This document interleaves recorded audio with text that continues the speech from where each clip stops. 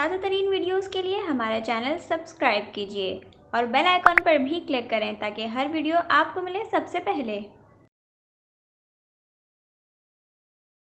آپ کو یہاں پر واٹس ایپ سے متعلق اہم خبر دیں گے۔ واٹس ایپ نے فیس بک کے ساتھ صارفین کا ڈیٹا شیئر کرنے سے متعلق پالیسی کے حوالے سے ایک اہم اپڈیٹ جاری کی ہے۔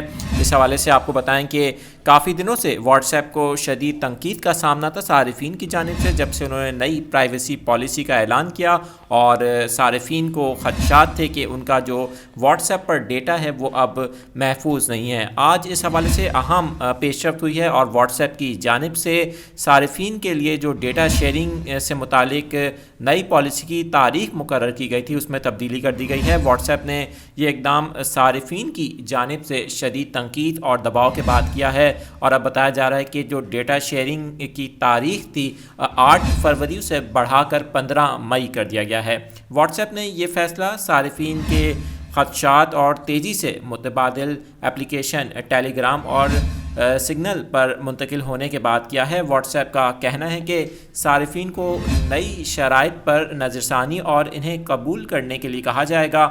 پالیسی پر نظر ثانی کے لیے صارفین کی رائے بھی شامل کی جائے گی۔ آپ کو بتائیں کہ واٹس ایپ نے ڈیٹا شیئرنگ پالیسی میں تبدیلی کی ڈیڈ لائن کو 8 فروری مقرر کیا تھا، اور اس حوالے سے بتایا گیا تھا کہ 8 فروری کو واٹس ایپ کی نئی پرائیویسی پالیسی کو تسلیم نہ کرنے والوں کا اکاؤنٹ ڈیلیٹ کر دیا جائے گا، یعنی کہ وہ واٹس ایپ کی سروسز سے محروم ہو جائیں گے۔ ایک اہم خبر ہے جو آپ کے ساتھ شیئر کر رہے ہیں کہ واٹس ایپ کی جانب سے اب لگ رہا ہے کہ اس پالیسی میں کوئی تبدیلی کرنے کا اشارہ ہے یہ، اور ہو سکتا ہے کہ اب جب 15 مئی کو یہ ڈیٹا شیئرنگ کیا جائے گا تو اس میں کچھ جو شرائط ہیں اس پر نظر ثانی کی جائے، اور اس میں وہ خدشات جو صارفین کو تھے ان پر اب واٹس ایپ نظر ثانی کرے گا۔ اس حوالے سے آپ کو اپڈیٹ کر رہے ہیں۔ واٹس ایپ نے ڈیٹا شیئرنگ کی جو تاریخ مقرر کی تھی اسے اب 15 مئی تک بڑھا دیا گیا ہے۔